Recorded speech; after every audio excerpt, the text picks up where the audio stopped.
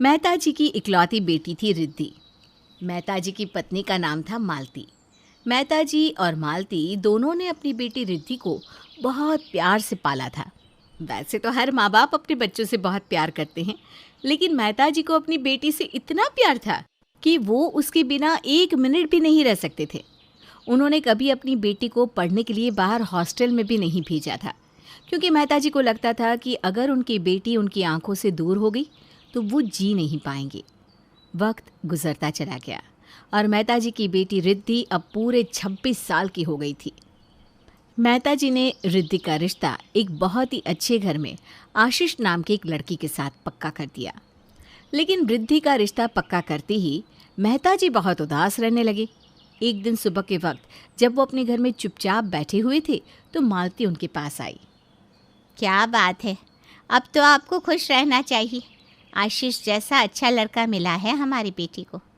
सब माँ बाप यही तो चाहते हैं ना कि उनकी बेटी का घर अच्छे से बस जाए और उसे एक अच्छा पति मिले।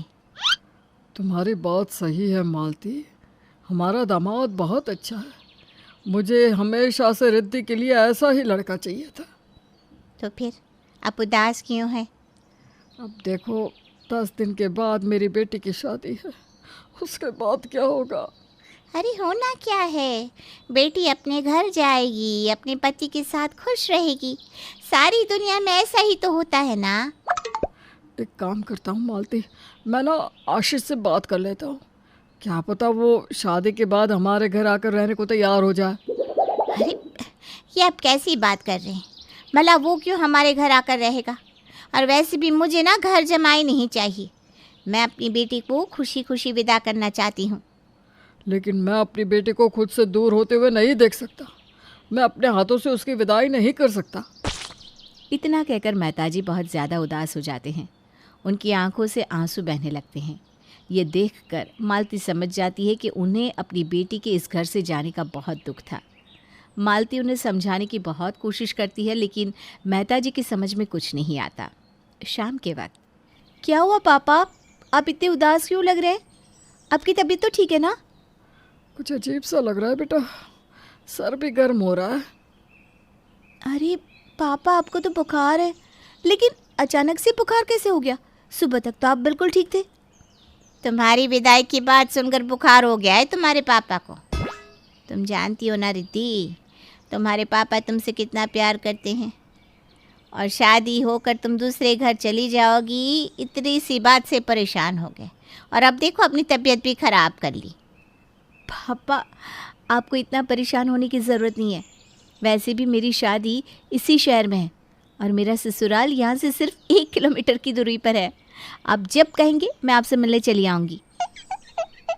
नहीं बेटा, मैं तुझे खुद से दूर जाते हुए नहीं देख सकता। तू जानती है ना मैं तुझसे कितना प्यार करता हूँ। मैं जानती हूँ पापा, लेकिन क्या कर सकती हूँ, मैं खुद भी आपसे दूर नहीं जाना चाहती। अगर तू भी मुझसे दूर नहीं जाना चाहती ना बेटा, तो तू एक काम कर सकती है, जिसके चलते तू और मैं हमेशा साथ रहेंगे। पापा और बेटी को कभी कोई अलग नहीं कर पाएगा। बताइए ना पापा, ऐसा कैसे हो सकता है? देख, तेरी और आशीष की सगाई हो चुकी है। अब तुम दोनों की आपस में बातचीत तो होती होगी ना। तू आशीष को ये समझाने की कोशिश कर कि तू मेरे बिना नहीं रह सकती और इस घर से विदा भी नहीं होना चाहती। बस आशीष तेरी बात मान जाएगा और वो भी हमारे घर रहने लगेगा। शायद आप ठीक कहते हैं पापा, लेकिन मुझे नहीं लगता आशीष इस बात के लिए तैयार होगा। और तो कोशिश तो करके देख बेटा, सब ठीक हो जाएगा। अपने पापा की बात मानकर रिद्धि आशीष से मिलने एक कैफ़े में जाती है। अरे वाह रिद्धि, आज तो तुम बहुत खूबसूरत लग रही हो। थैंक यू सो मच आशीष। अब हमारी शादी का टाइम बहुत नज़दीक आ गया है। मैं चाहता हूँ तुम जल्दी से मेरे घर आ जाओ और हम एक नई ज़िंदगी की शुरुआत करें। आशीष, मुझे ना इस बारे में ही तुमसे बात करनी थी। दरअसल बात यह है कि मेरे घर से विदा होने की बात सुनकर मेरे पापा बहुत परेशान हैं। उनकी तबीयत दिन पर दिन ख़राब होती जा रही है। मुझे नहीं लगता कि मैं पापा का घर छोड़कर तुम्हारे साथ तुम्हारे घर में रह पाऊँगी। इसका क्या मतलब है? शादी के बाद सारी लड़कियां अपने ससुराल में या अपने पति के पास ही तो रहती है। तुम्हारी बात सही है आशीष, लेकिन मैं अपने पापा को ऐसे बीमार और परेशान होता नहीं देख सकती। तो तुम क्या चाहती हो? मैं चाहती हूँ कि मेरी उस घर से विदाई ही ना हो। पापा को ऐसा ना फील हो कि मैं शादी होकर उनसे दूर जा रही हूँ। देखो रिद्धि, मैं तुम्हारी बात समझ सकता हूँ। मेरे पास एक तरीका है जिससे तुम्हारे पापा परेशान नहीं होंगे। ऐसा क्या तरीका है, बताओ तो। आशीष रिद्धि के कान में एक प्लान बताता है। रिद्धि उसकी बात सुनकर बहुत खुश हो जाती है। धीरे धीरे वक्त बीतता जाता है। रिद्धि की विदाई की बात सोच सोच कर मेहताजी बहुत परेशान होते हैं। रिद्धि की शादी भी हो जाती है। शादी के ठीक बाद जैसे ही विदाई का मुहूर्त होता है, मेहताजी एक कोने में बैठकर ज़ोर ज़ोर से रोने लगते हैं। तभी रिद्धि उनके सामने आकर खड़ी हो जाती है। लेकिन मेहताजी ने देखा कि रिद्धि ने दुल्हन के कपड़े नहीं पहने थे। वो तो बिल्कुल नॉर्मली जैसे तैयार होती थी वैसे ही तैयार होकर उनके सामने आई थी। अरे बेटा, तूने दुल्हन के कपड़े क्यों उतार दिए? और तूने तो कहा था तू दामाद जी से बात करेगी और यहीं पर रहेगी।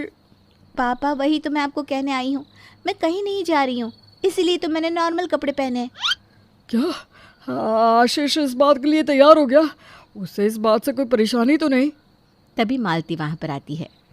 नहीं नहीं, आपका दामाद बहुत अच्छा है और उसने आपकी बेटी को आपके पास रहने की परमिशन दे दी। उसकी विदाई भी नहीं होगी, लेकिन बस वो थोड़ी देर के लिए रिद्धि के साथ बाहर डिनर करने जाना चाहता है। इस बात की परमिशन तो आप देंगे ना? अरे हाँ हाँ बिल्कुल। मैंने अपनी बेटी की शादी की है। वो अपने पति के साथ जहाँ मर्जी जा सकती है, बस वो इस घर में रहे। बिल्कुल बिल्कुल ऐसा ही होगा। अब आप ना अपनी तबीयत मत खराब करो। रिद्धि बेटा, तुम आशीष के साथ जाओ, अच्छे से खाना पीना खाकर घूम फिर कर वापस आ जाना। हाँ। मालती मेहताजी को दवाई देकर सोने के लिए कहती है। मेहताजी सो जाते हैं और उधर रिद्धि अपने ससुराल पहुंच जाती है। देखो रिद्धि, मैंने कहा था ना, अगर तुम्हारी विदाई वैसे होगी जैसे किसी दुल्हन की विदाई होती है तो तुम्हारे पापा को बुरा लगेगा।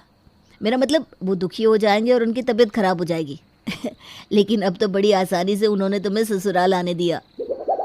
तुम्हारी बात तो सही है आशीष, लेकिन आज तो मैं आ गई, आगे हम क्या करेंगे? पापा तो मुझे अपने ही घर में रखना चाहते हैं। तुम उसकी चिंता मत करो। तुम बस रोज़ सुबह तैयार होकर अपने घर से निकलना जैसे तुम ऑफिस जाती हो, और तुम्हारे पापा को ऐसा लगेगा कि तुम हमेशा की तरह ऑफिस जा रही हो। उनकी ज़िंदगी में कुछ भी नया नहीं होगा तो वो उस चीज़ को आसानी से अपना लेंगे। समझ गई। धीरे धीरे पापा को आदत पड़ जाएगी और कुछ ही महीनों के बाद उन्हें ये बात भी समझ में आ जाएगी कि मेरा घर में ना होना एक नॉर्मल सी बात है। बिल्कुल सही कह रही हो रिद्धि। देखो, अगर तुमने अचानक से अपने पापा का घर छोड़ा तो हो सकता है कि उनके दिमाग पर इसका बुरा असर पड़े, क्योंकि वो तुम्हें बहुत ज़्यादा प्यार करते हैं और तुम्हारे बिना रहने के बारे में सोच भी नहीं सकते। हाँ आशीष, मैं धीरे धीरे करके अपने पापा का घर छोड़ूंगी। मानती हूँ मेरी विदाई दूसरी बेटियों की विदाई से बिल्कुल अलग है, लेकिन अपने पापा की हेल्थ के लिए इतना तो मुझे करना ही होगा। एकदम ठीक कहा। इस तरह से तुम मेरे साथ भी रहोगी और अपने पापा के साथ भी। और जब उन्हें ये बात समझ में आ जाएगी कि शादी के बाद बेटी को अपने पति के घर रहना चाहिए, तब धीरे धीरे तुम उनके घर जाना कम कर देना। और हाँ, मायके से अपना सारा सामान पूरी तरह हटाने की बिल्कुल भी कोशिश मत करना। शायद तुम्हारे पापा को इस बात से तकलीफ़ हो। इस तरह आशीष की समझदारी के चलते रिद्धि की उस घर से विदाई तो हो गई थी, लेकिन बड़े ही अलग तरीके से। वक्त के साथ मेहताजी ने भी अपनी बेटी की शादी और उसकी विदाई को एक्सेप्ट कर लिया था और वो खुश रहने लगे थे।